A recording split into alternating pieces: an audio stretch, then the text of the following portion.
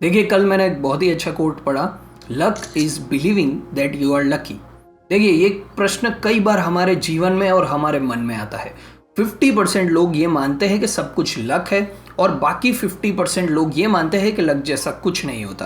तो आप गेस कर सकते हैं कि मैं कौन सी कैटेगरी से बिलोंग करता हूँ। तो देखिए, मैं उस कैटेगरी में बिलोंग करता हूँ जो मानते हैं कि लक जैसा इस दुनिया में कुछ भी नहीं है।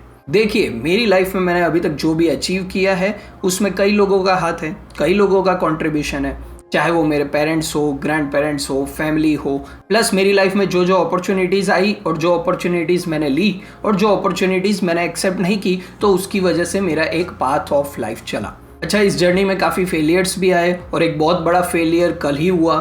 कल ही मैंने क्रिप्टो क्रैश वाला वीडियो डाला। तो ये सब ऐड होके आपकी लाइफ बनती है। अब कुछ लोग कहते हैं कि डेस्टिनी तो पहले से ही लिखी हुई है। तो मेरे ओपिनियन में हर इंसान उसकी डेस्टिनी खुद लिखता है। देखिए, फॉर एग्जांपल, यदि मैं कॉलेज नहीं जाता, डिग्री नहीं लेता, तो जॉब नहीं मिलती।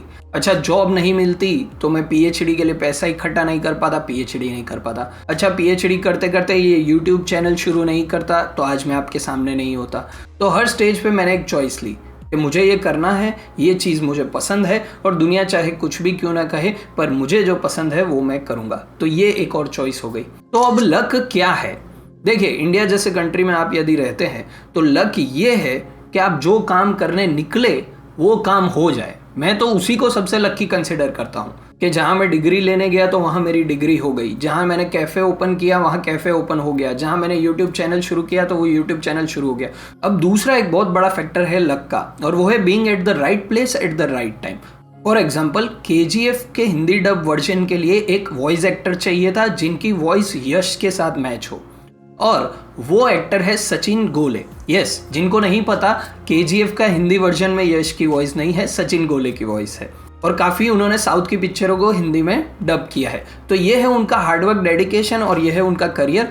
अब लक क्या है कि जब यश को, यानी कि जब केजीएफ टीम को एक हिंदी डबिंग आर्टिस्ट की ज़रूरत थी तो उन्हें वो मिले, और उन्होंने ऑडिशन के लिए उन्हें बुलाया, एक दो ट्रायल टेस्ट किए और फाइनली उन्हें अप्रूव किया। तो ये हो गया लक कि कोई भी जो अपॉर्चुनिटी आपकी लाइफ में आ रही है वो आप कैसे सीज करें। इसी बात का एक बहुत अच्छा एग्जांपल मैं आपको दूंगा कि जब बिल गेट्स टीवी पे इंटरव्यू देने गए थे तो वहां पे एक जर्नलिस्ट थी जिन्होंने उनसे पूछा कि दुनिया में बहुत टैलेंटेड लोग हैं, बहुत एजुकेटेड लोग हैं और बहुत हार्ड वर्किंग लोग हैं, पर आप इतने सक्सेसफुल कैसे हैं? आप तो एक कॉलेज ड्रॉप आउट है। तो बिल गेट्स ने उनकी जेब से उनकी चेकबुक निकाली और उस जर्नलिस्ट को दी और कहा कि इसमें आपको जो अमाउंट फिल करना है कर लो। जर्नलिस्ट शॉक हो गई।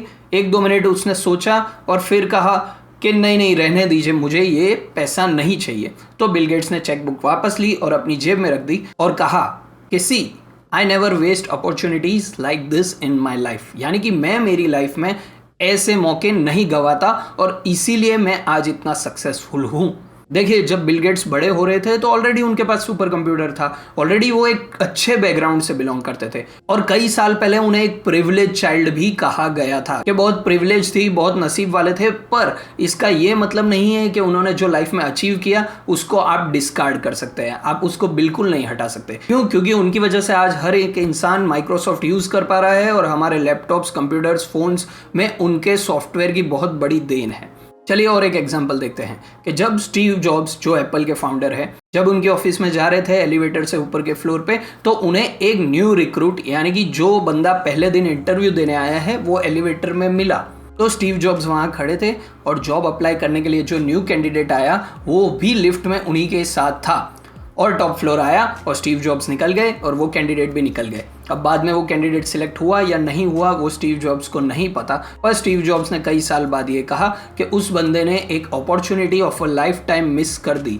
स्टीव जॉब्स का टाइम इतना कीमती था कि उन्हें मिलना इम्पॉसिबल था उस टाइम में, और उस इंसान के पास 1 या 2 मिनट थे अपनी एक पॉजिटिव इंप्रेशन क्रिएट करने का। वो स्टीव जॉब्स से कोई भी क्वेश्चन कर सकता था, प्लस खुद को इंट्रोड्यूस भी कर सकता था कि सर, मैं आपकी कंपनी आज ज्वाइन करने आया हूँ, मेरा ये नाम है, मेरा ये क्वालिफिकेशन है, पर उसने कोई चांस ही नहीं लिया। तो कई बार लाइफ में ऐसा होता है कि हम बहुत ग्रेट लोगों को मिलते हैं पर वो अपॉर्चुनिटी का हम यूज नहीं कर पाते और बाद में कई साल बाद हम वो रिग्रेट करते हैं।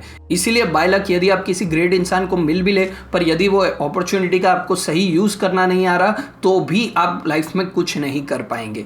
अब फाइनली मैं चाहता हूं कि आप मेरे साथ कहें कि I believe in my self. मैं खुद में विश्वास करता हूँ। यस, जब आप ऐसा खुद को कहेंगे तो आप ये लक वाली बात को थोड़ी देर के लिए साइड में रख देंगे और तभी आप कुछ प्रोडक्टिव करेंगे।